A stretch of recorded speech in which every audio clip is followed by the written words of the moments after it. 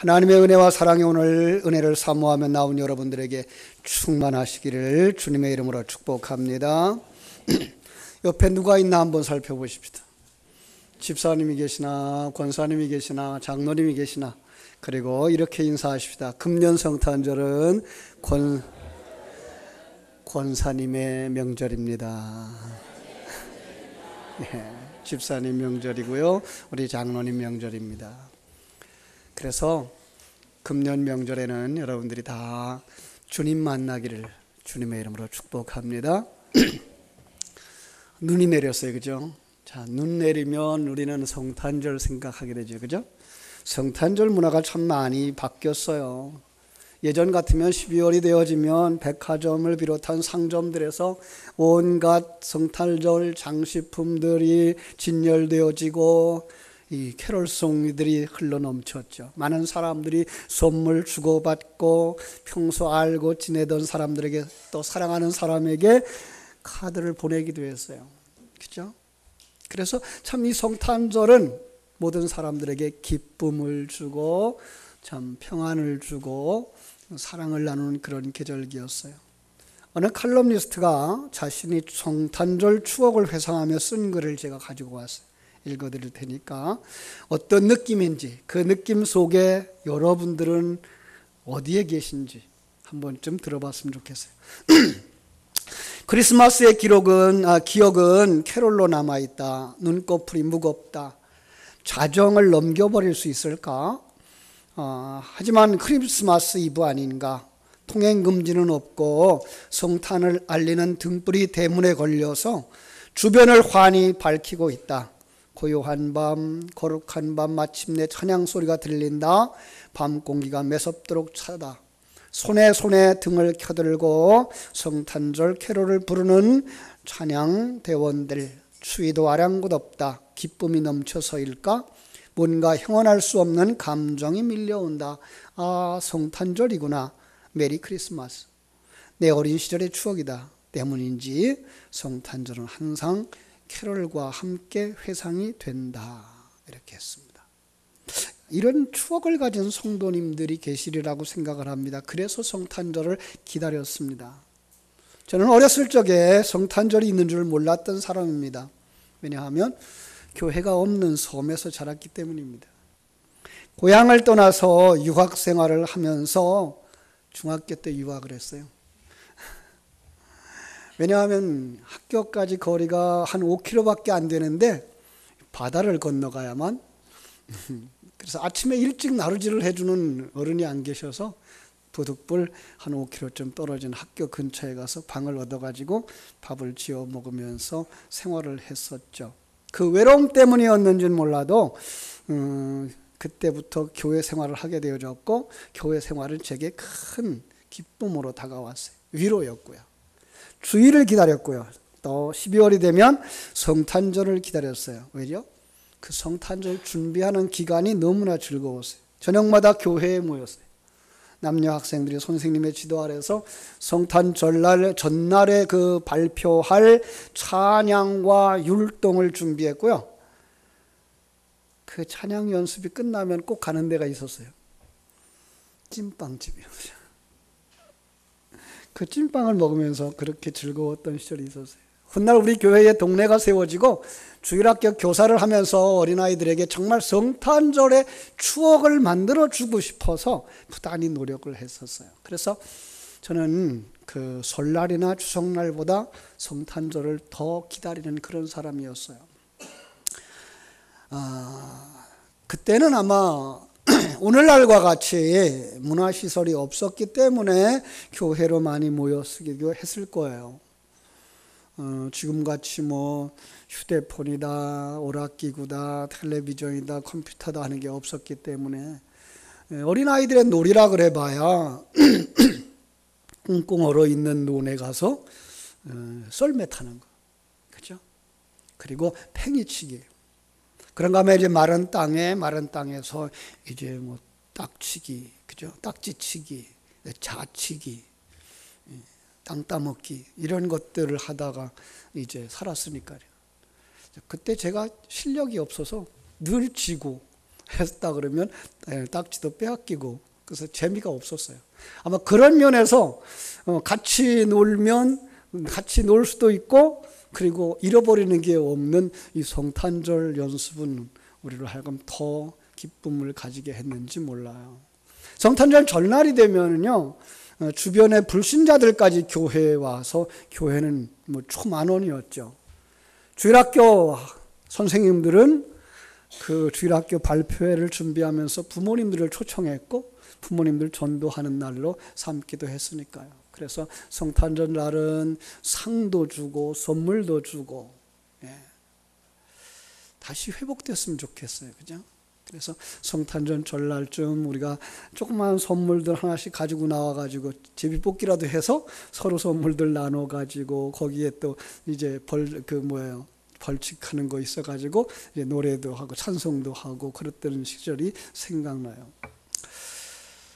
학창시절에 흰눈이 덮인 시골길을 걸어갔던 남녀 학생들, 지도교사와 함께 자루를 하나씩 들고 그죠? 성도들 가정마다 가서 성탄의 소식을 전하면서 찬송을 부르고 캐롤을 하면 그 집사님들이 권사님들이 준비한 선물을 내주었고 그 선물을 받아가지고 와서 한데 모아서는 이제 또 이렇게 나누었어요. 그래서 가난한 자들에게 보따리 전해주고 고아원도 방문했던 시절이 있었습니다. 그런데 요즘은 참 많이 변한 것 같아요. 요즘은 성탄절 캐롤 소리가 들리지 않아요. 너무 안타까운 거죠, 그죠? 참 그 경제적인 이익들 때문에 그 노래를 함부로 사용하지 못하게 하고 사용하면 사용권을 내야 되고 돈을 내야 되는 그런 것들 때문에 그러지 않으면 법으로 붙잡혀 간다는 얘기들 때문에 여기 성탄절 캐롤도 마음대로 못 틀고요. 그죠? 주님이 오시는 성탄절이 망년의 날로 바뀌어져 갔어요. 그래서 술꾼들이 판을 치는 날이 되어졌죠. 1년 중에 술이 제일 많이 팔리는 날이래요. 그런가 하면 선물을 빙자해서 높은 사람들에게 출세하려고 부탁을 하는 뇌물을 전달하는 날로 바뀌었대요. 젊은이들은 탈선과 타락과 방종의 날이 되어졌다고 탄식하는 소리를 듣게 됩니다. 언제쯤 우리 성탄절이 정말 바르게 회복되어질 수 있을까 이제 기도하게 됩니다. 물론 다 그렇게 무너지고 부패하고 타락하고 방종하는 것만은 아니죠. 요즘도 성탄절을 보람 있게 보내는 분들 있어요. 가난한 이들을 위해서 장갑을 뜨고 그죠? 장갑들을 떠서 성탄절날 선물하겠다고 모여 있는 모임들, 목도리를 떠서 그걸 나눠주겠다고 모여서 열심히들 목소리를 뜨고 있는 이들. 그런가 하면 이 추운 겨울에 얼마나 고생 많으냐고 연탄들을 이렇게 나눠주는 모임들이 있어요. 이런 일들을 하는 데는 신자와 불신자들의 구분이 없어서 참 좋다라고 말하는 이들도 있어요. 정말 예수 믿는 우리들이 과연 이런 때에 어떻게 성탄절을 지내야 될까? 우리는 어떻게 정말 이 성탄의 기쁜 소식을 함께 나누면서 이 추운 겨울을 지낼 수 있을까 생각을 하게 됩니다. 오늘 성경 본문 말씀을 통해서 그래서 구주 탄생을 기다리는 사람들을 만나보려고 합니다. 여기 두 사람이 나와요. 이름이 시므온과 안나였습니다. 아마 옷이라는 소문이 있는데 제가 확인은 안 해봤어요. 모르면 그냥 지나가요. 이분들 속에 성탄을 기다리는 사람의 특징을 묵상해 보면서 그 속에서 성탄을 기다리는 마음이 좀 일어났으면 좋겠습니다. 자, 성탄을 기다리는 사람들의 첫째는 그 특징이 의로운 사람이었다라는 거예요. 그 당시 이스라엘 나라는요, 로마의 지배를 받고 있었어요. 정치적으로나 경제적으로나 안정되지 못한 혼란기, 요즘 우리나라와 같은 거죠. 엊그제 우리 부역장님들에게 만화를 한 편 보냈어요. 이렇게 미국에서 오신 분이 한국의 경제적인 상황과 발전하는 모습들을 살펴보면서 미국보다 더 잘 되어져 있어요 라고 하는 얘기를 거기 썼어요.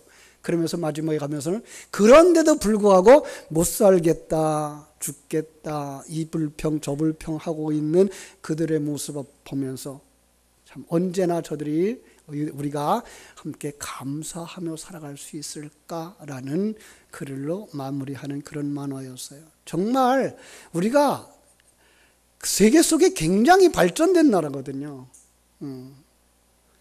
그렇게 아침에 뜨뜻한 물로 세수를 할 수 있는 그게 얼마 안 됐어요. 그리고 이 나라, 이게 세계 속에서도 그렇게 많지 않아요. 그런가 하면 집집마다 사용하는 비데 같은 거 아무나나 다 쓰는 거 아니에요. 우리는 흔하게 쓰고 있죠. 그런데 불구하고 우리 거기에 대한 감사할 줄 모르고 자동차 좋은 차들 다 가지고 있잖아요.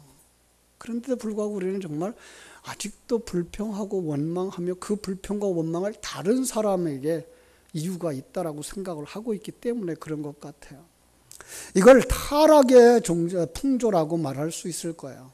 소돔과 고모라의 멸망 앞에서 소돔과 고모라의 모습을 그 성적 타락, 나 중심의 가치관을 가지고 살아가는 어둠의 시대라고 묘사했던 것처럼 말입니다. 그런데요, 옛날에 이런 말이 있었어요. 난세에 영웅이 난다. 국가가 어려울 때에 진정한 애국자를 찾아볼 수 있고요. 믿음도 어둠의 시대에 핍박과 고난의 시대에 진실된 참신자가 드러난다라는 거예요. 그렇습니다. 하나님은 그래서 이 어둠의 속에서 항상 의인을 찾았고 그 의인을 통해서 역사하신 줄로 믿습니다. 노아 홍수 시대에도 그랬죠. 타락이 정점을 이룰 만큼 인간의 죄악이 관영하고 폐역했어요. 그 어두움 가운데 하나님이 노아를 찾았는데 그 노아를 뭐라 그랬을까요? 의인이요 당세의 완선한 자라라고 칭하면서 그에게 방주를 만들라고 그를 통해서 일가족을 살리셨고 인류의 번영을 약속해 주신 구원의 그림으로 그려주었어요. 의인이에요. 의로움이에요. 그런데 우리는 알잖아요. 의인이 내 마음대로 되어지는 거 아니잖아요. 내가 할 수 있는 거 아니에요. 성경이 그렇게 말하죠. 세상에 의인은 있다 없다? 없는데 어느 만큼 없어요? 하나도 없대요. 예. 아니 하나도 없다 그랬는데 거기에 의인을 찾으셔요. 창세기 15장에 아브라함에게 그 의롭다 함을 칭하신 것처럼, 다시 말하면 하나님이 택하면서 하나님이 그에게 생명을 주시고 하나님의 의를 덧입혀 준 사람을 의로운 자라고 말하고 있는 거예요. 그렇습니다. 하나님은 예수 그리스도의 의를 우리에게 덮여주셨고 그리고 우리를 의롭다고 하셨어요. 그 사람이 누구예요? 바로 옆에 있는 분이에요. 나는 아니어도 괜찮아요. 그런데 옆에 있는 분은 의인이라고 인정을 했으면 좋겠어요. 그렇죠? 그 사람은 하나님이 인정하는 의인이니까요.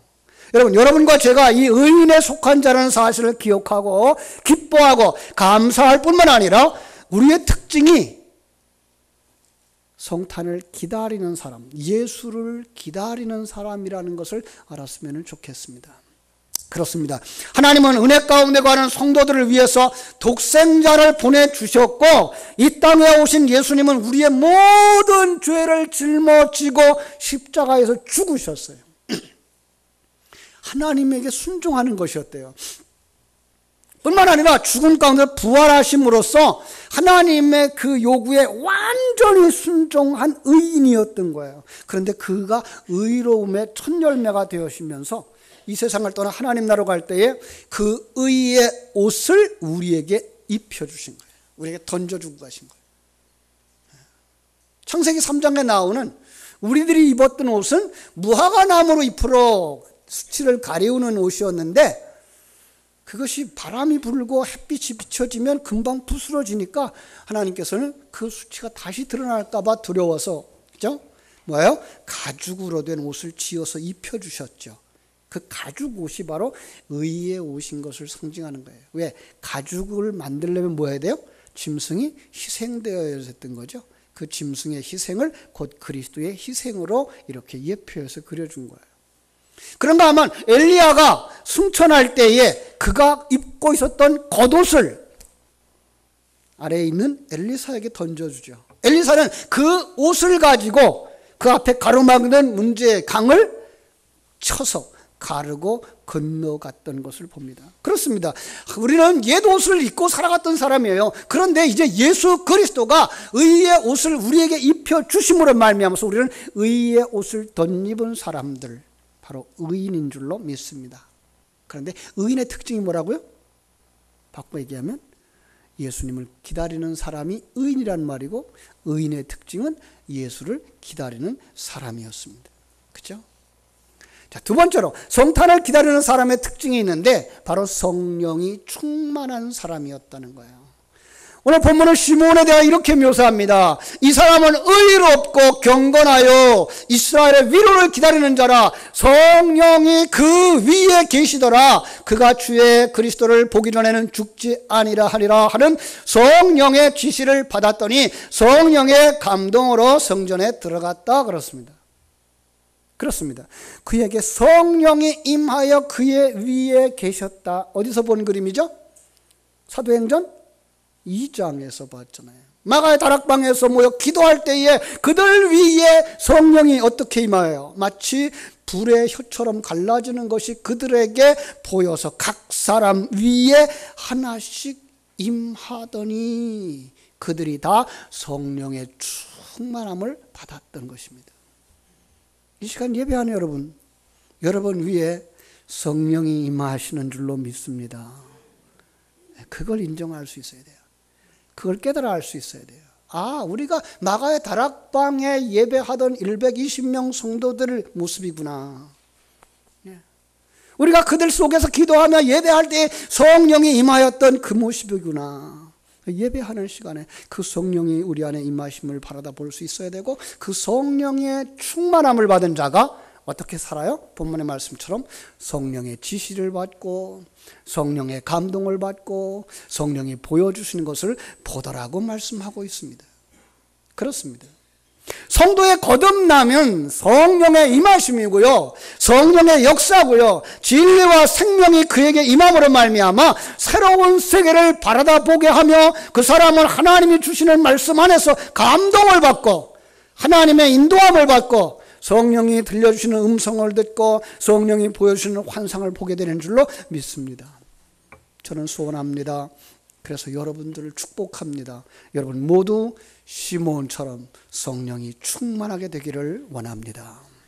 우리 성도님들이 그동안 진리의 말씀에 대하여 잘 정리했다고 저는 믿습니다. 이제 그 진리의 말씀이 여러분의 안에서 생명이 되고 여러분 방향을 제시하는 나침판이 되어지고 하나님이 보여주시는 새하늘과 새 땅을 볼 수 있는 눈이 열리게 되어지기를 주님의 이름으로 축복합니다. 바로 성령의 충만함을 사모하는 성도들만이 그것을 누릴 수가 있기 때문에 여러분 우리 함께 성령 충만하게 해달라고 기도하는 자리로 나아갔으면 좋겠습니다. 우리 함께 성령의 충만을 위해서 기도함으로 하나님의 기대와 우리의 소원이 성취되어지는 날, 우리는 성령이 충만한 이 시므온처럼 하나님께 영광 돌리게 될 줄로 믿습니다. 그렇습니다. 그는 하나님의 인도하심을 따라서 죽기 전에 그리스도를 보리라 한 지시를 그는 기다렸던 것입니다. 그래서 다른 사람들은 아무도 몰라도 이 시므온만은 만민의 구세주 예수께서 탄생할 것을 알고 믿고 기다렸습니다. 며칠 동안 기다렸을까요? 하루? 이틀? 1년? 2년? 아니요. 그가 나이 많아도, 그죠? 아마 그 나이가 많도록까지 그 약속의 말씀을 붙잡고 기다릴 때 그는 정말로 좌절할 때도 있었을 겁니다. 실망했을 때도 있을 것입니다. 아니, 때로는 이거 내가 잘못 들은 거 아니야? 잘못 알고 있는 거 아니야? 의심했을 수도 있었을 것입니다. 그러나 그는 확신했습니다. 성령이 주시는 그 은혜로 말미암아 그 확신은 그로 하여금 기다리도록 했다는 것입니다. 그렇습니다. 오늘 성탄을 기다리는 마음이 우리 여러분과 저에게 이와 같이 주어지기를 주님의 이름으로 축원합니다. 우리 믿음의 선배 손양원 목사님은요, 공산당들에게 순교를 당하셨는데 이렇게 찬송했습니다. 낮에나 밤에나 눈물 머금고 내 주님 오시기만 소대합니다. 가실 때 다시 오마 하신 예수님, 오 주여 언제나 오시렵니까? 그는 순교를 당하면서까지 그 주님을 기다리는 마음을 놓치지 않았던 겁니다. 천년을 하루같이 기다린 주님, 내 영혼 당하는 것 볼 수 없어서 이 시간도 기다리고 계신 내 주님, 오 주여 언제나 오시렵니까? 하루 이틀이 아니고 1년 2년이 아니고 기력이 쇠하고 육신의 장막을 벗는 날까지 주님을 기다렸던 줄로 믿습니다. 그 결과 시므온은 이 땅에 오신 주님을 만났고 그는 감격하고 찬양합니다. 29절입니다. 주제여 이제는 말씀하신 대로 종을 평안히 놓아주시는도다. 내 눈이 주의 구원을 보았사오니 이는 만민 앞에 예비하신 것이요 이방을 비추는 빛이요 주의 백성 이스라엘의 영광이니이다. 시므온에게만 주신 은혜가 아니라 주의 오심을 사모하는 모든 자들에게 주신 약속의 말씀인 줄로 믿습니다. 이 기다리는 사람들, 그들은 메시아를 아는 사람이었다고 말합니다. 이 34절 35절은 이렇게 말합니다. 시므온이 그들에게 축복하고 그의 어머니 마리아에게 말하여 이르되 보라, 이런 이스라엘 중 많은 사람을 패하거나 흥하게 하며 비방을 받는 표적이 되기 위하여 세움을 받았고 또 칼이 내 마음을 찌르듯 하니 이는 여러 사람의 마음의 생각을 드러내려 함이니라. 예수를 아는 사람, 예수님과 하나 되어진 사람, 그죠? 이렇게 표현하는 것이 더 정확할 거예요. 예수님과 하나 된 사람은 예수가 그의 백성된 성도들에게 어떻게 살아야 하는지 모범을 보여주신 예표라는 사실을 아는 겁니다. 그렇습니다. 거듭난 성도들, 하늘 생명을 가지고 예수님의 탄생을 사모하는 사람들은 하나님을 아는 사람이고 하나님의 보내심을 받은 자 메시아를 아는 사람입니다. 왜 메시아가 필요했는지를 아는 사람이고 메시아가 오셔야만 했던 이유가 죄인을 구원하러 오신다는 것을 아는 것이고 그 죄인을 구원하는 방법이 십자가의 죽음심이라는 사실을 아는 사람이었습니다. 여러분, 우리는 십자가 그러면 나무로 된 무거운 형틀, 그리고 거기에 예수님의 두 손이 못 박히고 두 발이 못 박힌 그 십자가만 생각하는데 아니요. 주님은 그렇게 얘기하십니다. 나를 따라오려거든 자기를 부인하고 자기 십자가를 지고 나를 쫓을 것이니라고 말씀하셨습니다. 그래서 그 십자가가 무엇인가를 깊이 묵상해 보니까 바로 로마 시대에 나라에 반역하고 왕에게 반역했던 자들에게 내리는 형틀이었습니다. 그 의미를 우리에게 가져다 주며 나를 따라오려거든 자기를 부인하고 자기 십자가를 지고 나를 쫓을 것이라 하신 말씀은 너희가 이제까지 왕으로 살았잖아. 하나님이 왕인데 네가 왕으로 살은 건 그게가 하나님에 대하여 반역한 거야. 하나님이 주인인데 네가 주인인 것처럼 살았잖아. 이제 그 자리에서 내려오는 거야. 그게 뭐예요? 십자가 지는 삶인 것입니다. 너무 어렵지 않습니다. 이제까지 내가 주인 노릇하고 내가 함부로 판단하고 함부로 정죄했던 것이 있다면 그 자리에서 내려와서 하나님이 하시는구나. 하나님이 주인이시구나. 이 우주 만물을 창조하신 이가 하나님이며 그 속에 나를 만드신 분이 하나님이며 내가 이 땅에서 살아가는 날 동안 나를 인도하시는 분이 하나님이시며 나를 재창조하시고 계신 분이 하나님이시며 완성시켜서 천국으로 인도하실 그분이 하나님이시구나를 깨달아 아는 사람, 그가 바로 예수님을 기다릴 줄 아는 사람인 줄로 믿습니다. 사랑하는 여러분, 집 떠났던 아들이 이것을 깨달았을 때 아버지의 집으로 돌아가게 되는 겁니다. 아버지의 마음을 아프게 한 것이 얼마나 큰 불효인가를 알게 되고 아버지 집으로 돌아가는 겁니다. 본토, 친척, 아비 집을 떠나서 이 땅에서 살았던 그날들의 모든 것을 끊어버리고, 여러분 우리는요 너무 이사를 요즘 쉽게 하죠. 요즘은 이삿짐도 안 날라. 누가 다 날라요? 이삿짐 센터가. 그래서 이사를 너무 쉽게 생각하는데, 여러분 옛날에 이사는 얼마나 힘들었는지 아십니까? 할아버지가 거기서 살았어요. 아버지가 거기서 살았어요. 그리고 아들이 거기서 살아요. 손자가 거기 살아요. 자기의 삶의 터전이 거기에요.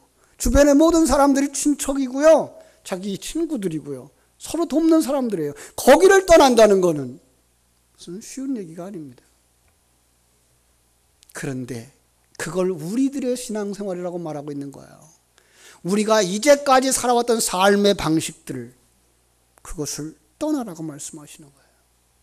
이것을 메시아를 아는 사람들이 메시아와 함께 가는 길, 그 길인 것을 믿습니다. 그만이 일어나서 주님께로 향하여 갈 수 있는 것입니다. 마치 이제까지 살아왔던 세상의 삶의 방법들, 이 세상에서 가졌던 가치관들, 이 세상의 즐거움들이 어린아이들의 땅 따먹기 놀이와 같은 것인 줄 알고, 그 땅 따먹기 하던 마당바닥인 것을 깨달아 알고, 어머니가 저녁 먹자라고 부를 때에 일어나서 툭툭 털고 아버지 집으로 들어가는 그 모습처럼, 여러분 예수의 사람들, 그 하나님의 뜻을 알고 그 하나님의 일하심을 아는 사람들은 이 세상 것을 배설물처럼 버리고 주님의 인도하심을 따라 주의 나라로 올라가는 줄로 믿습니다. 성탄을 기다리는 사람들은 행동하는 사람들이었습니다. 안나 선지자는 길고 긴 세월 수절을 지키며 참 신랑을 기다린 사람이었습니다.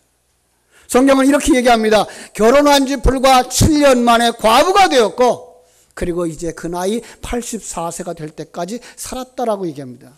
그동안 험한 세상을 살면서 얼마나 많은 시련과 유혹과 고통이 있었겠습니까? 그러나 오직 하나님을 믿는 그 믿음으로 길고 긴 세월을 잘 지내왔던 것입니다. 84년. 그것은 윤리도덕적인 의미만은 아닙니다. 신앙과 믿음의 절개도 지켰다는 것입니다. 우리 그리스도인들이 믿음의 수절이 얼마나 중요합니까? 정말 우리 쓰러질 만큼 어지러운 상황들이 많이 일어납니다. 넘어질 수도 있고요. 그러나 여러분, 우리는 예수님과 함께 가며 그 환경을 하나님이 이용하셔서 나를 만들고 있다는 사실을 깨달아 알기 때문에 성전을 떠나지 아니했던 것입니다. 요즘 사람들은 얼마나 쉽게 성전을 떠나는지 몰라요.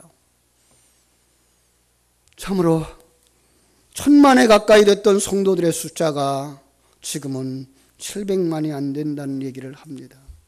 300만 명의 숫자가 어디 갔겠어요? 교회 밖에 있대요. 스스로 말하기를 가나안 교인이래요.